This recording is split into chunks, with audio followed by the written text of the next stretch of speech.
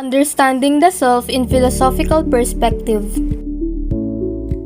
Throughout history, the idea about self has acknowledged various descriptions and interpretations from different people, especially from the philosophers.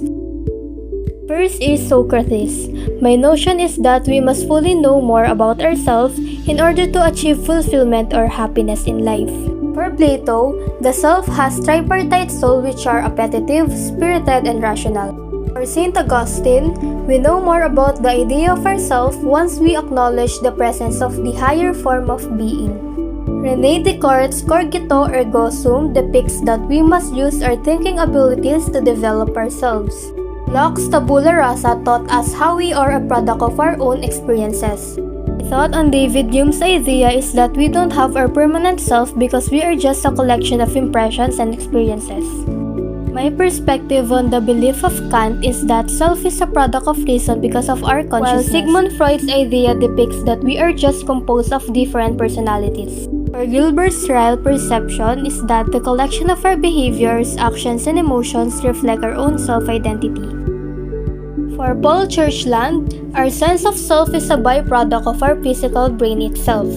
And for Merleau-Ponty, the self is one entity of mind and body. These philosophers help out in expanding their knowledge about the perception of self by synthesizing their subtle difference of views. Understanding the self in sociological perspective. Sociology is the study of how human interactions work and how said interaction affects one another in a person's development. George Herbert Mead, father of American pragmatism, rejected the idea that a person has already established himself, but rather he stated that we develop ourselves through social interactions. Mead proposed the idea of I and me. Me refers to the action of person based on generalized others of which he or she interacts with, while I refers to the individuality of a person. The three role-playing stages of development according to George Herbert Mead. The preparatory stage where infant imitates action of others. The play stage where the child begins to interact but follows rules set by themselves. This is also the stage where they pretend play. The game stage where children take accountability for their actions. I have learned that whoever I choose to interact with has greatly affected how I behave today. I feel relieved to know that I only involve myself with good people. Now let's talk about the anthropological perspective of the self. Cultural anthropology studies human culture which describes, analyzes, interprets, and explains. Archaeological anthropology uses material remains to interpret human behaviors. Biological or physical anthropology focuses on human evolution revealed by fossils and human genetics. Lastly, linguistic anthropology studies how speech changes in social situations. I have learned that culture is our identity. It is something that we share with others, but also something that makes us stand out.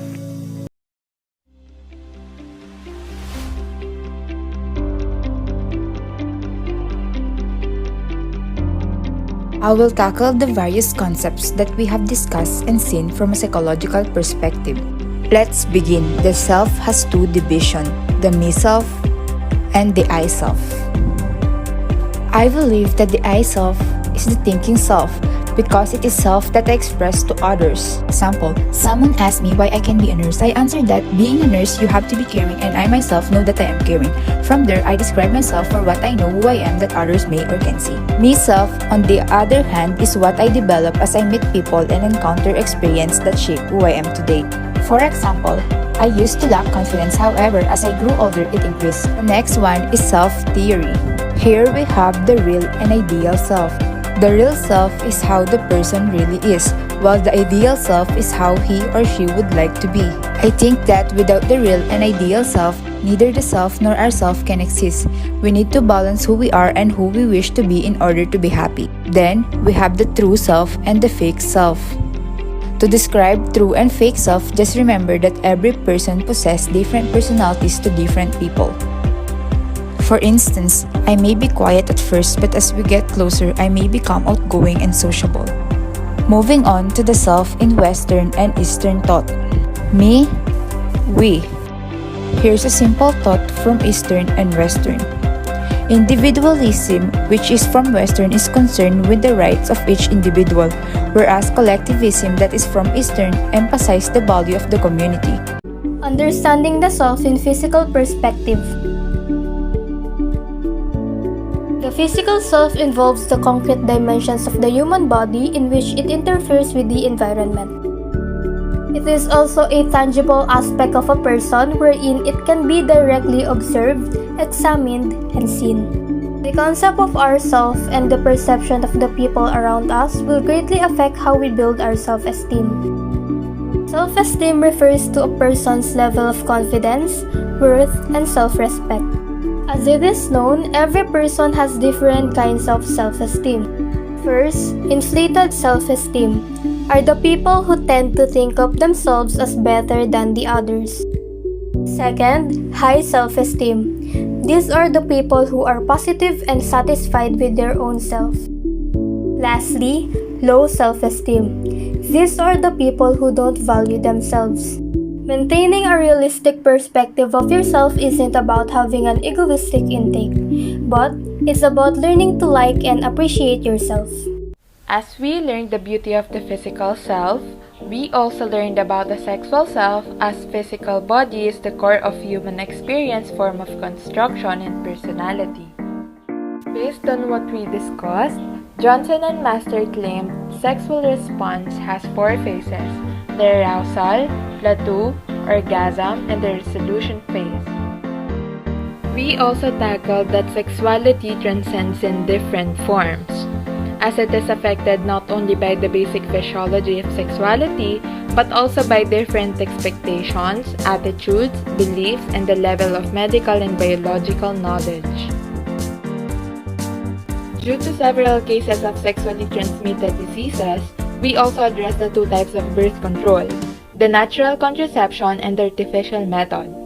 From my understanding, natural contraception is a method of preventing pregnancy without the use of medications or physical devices, while artificial method is a diverse method of contraception used to prevent the conception of a woman.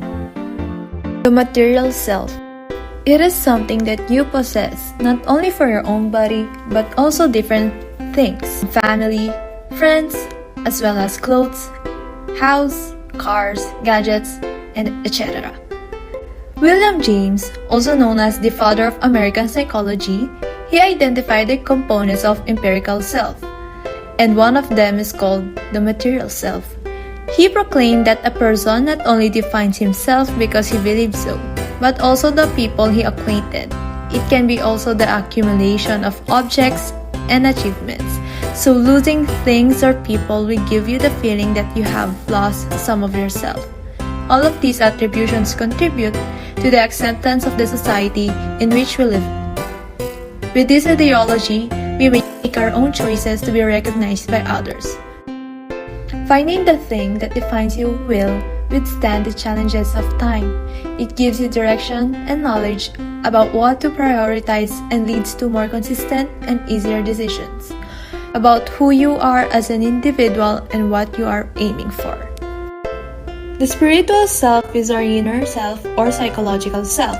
According to William James, our spiritual self is the inner workings of the human mind.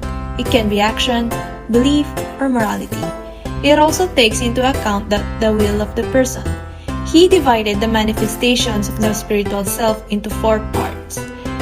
1. Person's will. It is something you wish in life or you wish to see and achieve in your life. 2. Intelligence and abilities. It is the person's confidence in doing and believe in something to have a certain level of mastery. 3.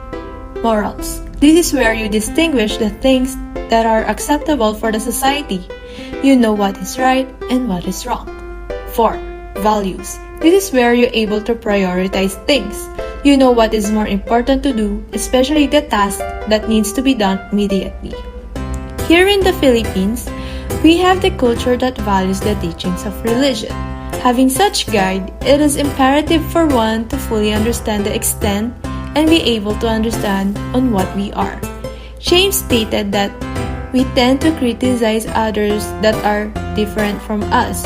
It can be religion, race, gender, and other things. People can show their spiritual self by satisfying their desires and acting on their conscience, rather than counting or showing their possessions. He stated that the spiritual self is the most enduring and intimate part of ourself. One of the different aspects of self is the political self, which is crucial for making a person feel a sense of belonging. Meaning, being a Filipino is a driving force of enhancing one's beliefs and behavior, thus making it essential to knowing oneself. Our country being democratic opens up a space for Filipinos to exercise their rights and obligations of being a Filipino citizen. The democratic agenda aims for the improvement of the political and societal environment, reducing poverty, instilling democratic citizenship values among the Filipinos, recognizing the ethno-linguistic and cultural diversity in the country, and promoting the use of the Filipino and Philippine languages across all transactions. Being a Filipino means knowing how to discern what is for the betterment of our country, for you, and for our countrymen. The digital self. I believe that self-presentation is what we do when we want people to think of us in a certain way. In short, we try to present ourselves in the best way possible. Based on what we discussed, there are two types of self-presentation: the pleasing the audience and self-construction. In summary, pleasing the audience is aimed at benefiting others, while self-construction benefits the self at the expense of others. Moreover, Higgins argues that there are three domains of the self: the ideal, actual, and dot self. From my understanding, the actual self is how we think, how we feel, look, and act. It is the concept of self-image of what a person is now. While the ideal self is the person we want to be, it is the person we are working toward or want to possess.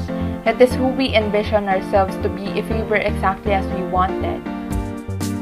Lastly, I think that ought self typically includes a listing or ranking of a variety of traits that we believe we should or we must possess. In general, we strive to present a public image that matches up with our self-concept, but we can also use self-presentation strategies to enhance our self-concept. Taking care of yourself doesn't only end with taking care of your physical body, but also managing your behavior, setting your goals, and honing your skills. But how do we really achieve it so we can improve our quality of life?